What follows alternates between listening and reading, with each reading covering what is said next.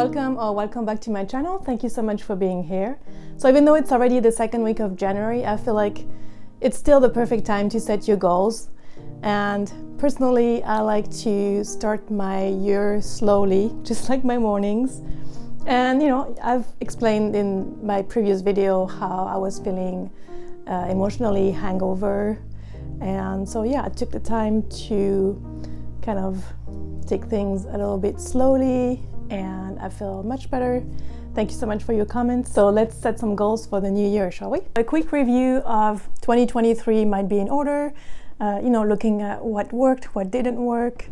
And for instance, for me, I might want to look into managing my time a little better so I don't feel so burnt out most of the time. I mean, I'm kidding, but I know my time is sort of limited because I do have a full-time job and I'm really doing this on the side, but there might be ways in which I can still manage my time better so that I don't feel stressed a lot. So I want to give myself more time to meditate more and really hone that sense of calm that I'm looking for. Even though I know 2024 is going to be as busy as 2023, I think there might be ways I can just get a little bit more rest. So before I start setting my goals for 2024, I like to remind myself of my bigger vision. So for me, the vision is to become a full-time artist. And I have written in the past what that looks like, what kind of projects I like to work on, how much money I want to make. I actually made a full video on my strategy to becoming a full-time artist and the sort of income I'm looking to make. So I invite you to watch that. I'll have the link in the description below. So there are 3 questions I like to ask myself every beginning of a new year. How do I want to feel? What do I want to experience? And what difference do I want to make within my community or the world, whether it's online or in person?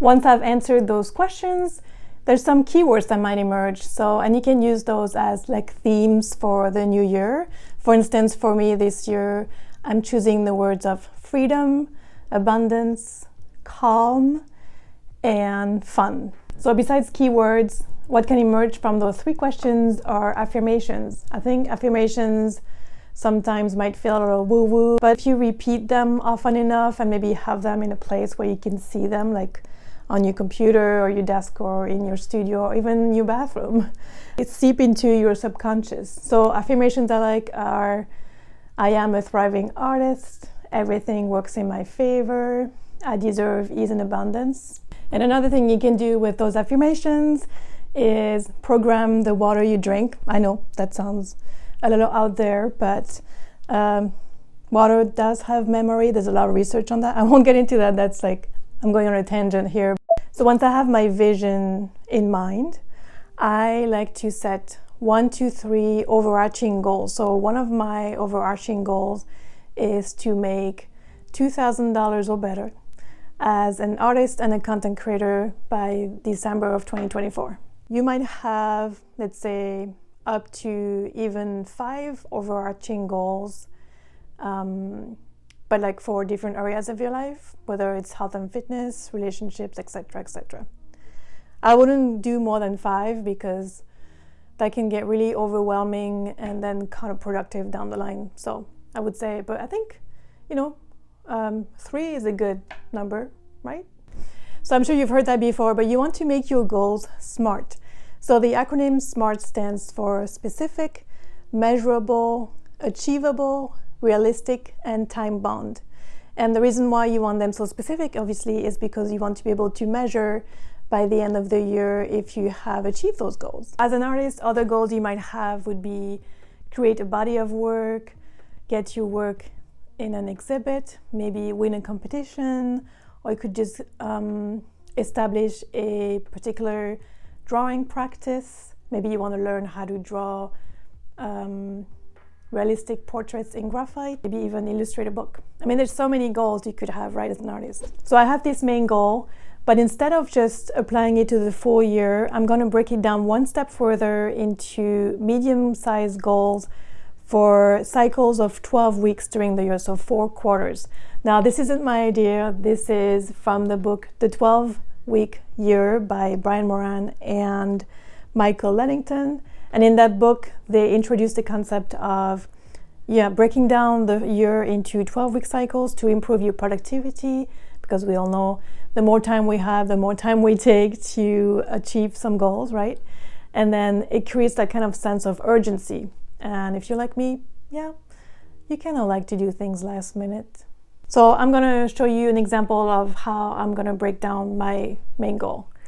So for the first quarter, the first 12 weeks, so January 1st to March 31st, and you can break those dates however you like during the year.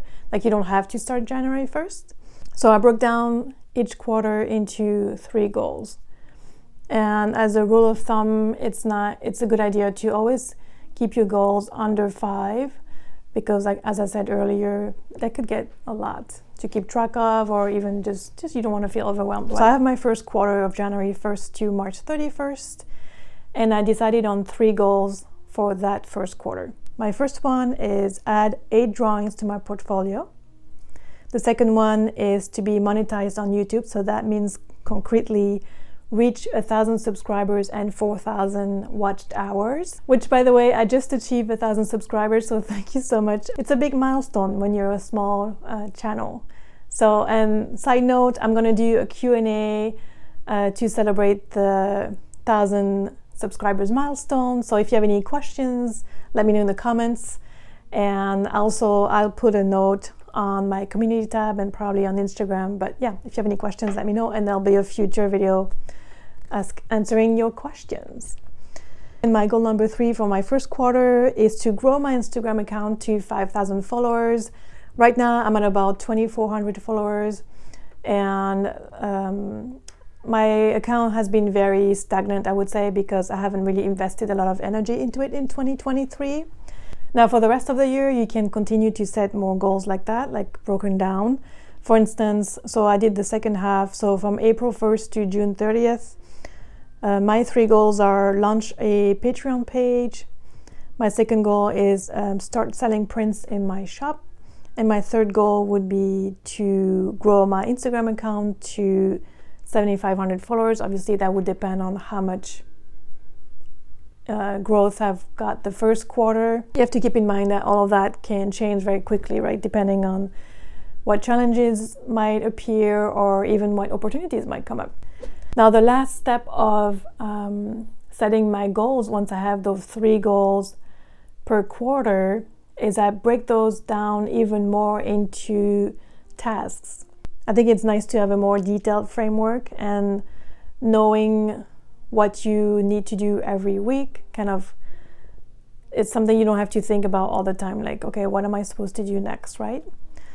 So, for instance, for my goal of adding 8 finished drawings to my portfolio, my task is to finish a drawing every 10 days. For my goal of being monetized, some of my tasks are improve my SEO, so for watching some YouTube tutorials of other content creators that can give me some great tips on how I can improve my SEO on my videos, or even my thumbnails, or all of that. Keep posting a long form video every week, and my goal is always to try to post 3 shorts a week. Also, most of the time I can do 2 a week. 3 is always my goal, though, so I'm gonna keep that in my goals for this year. And then for growing my Instagram account to 5,000 followers, I broke it down into define my target audience first. I need to decide, do I want to speak to artists or art collectors? Because that's gonna influence, the type of content I'm gonna show, obviously. My goal is to post 5 reels a week. And I intend to batch my content on Tuesdays. So, I break it down as much as possible so that, like I said, it kind of takes the guesswork out of things.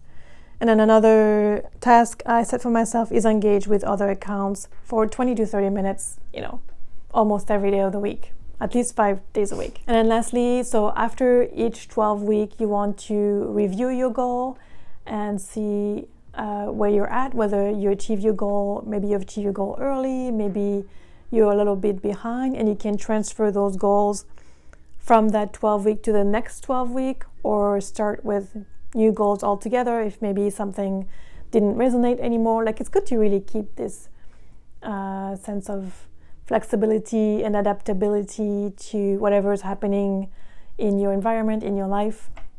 And yeah, so regularly reviewing and revising your goals so that you stay aligned with your main direction, with your vision. So I made a Notion template that you can find in the description below, and I hope this is helpful. So I like setting goals as a framework, like I said, and kind of a guidance. You know, it's okay to adjust your goals, and you're gonna grow and evolve, and you might encounter some challenges, or maybe a great opportunity might show up and completely change your year. It's important to set goals that are true to who you are and what you want to achieve, rather than maybe what you think people expect of you or what you think you should do. Yeah, so keep that in mind. Goals are important, but they're not everything. I think the journey is as important as achieving your goals. So enjoy this year, create, have fun, make connections. Thank you so much for watching this video, especially watching till the end. If you liked it, please give it a thumbs up. Please subscribe. Let me know in the comments what your goals are for 2024, whether you're an artist or not, by the way. And if you haven't seen it already, I have a video where I explained my full strategy to becoming a full-time artist. So you can watch that next. And I'll see you next week with a new vlog. Bye!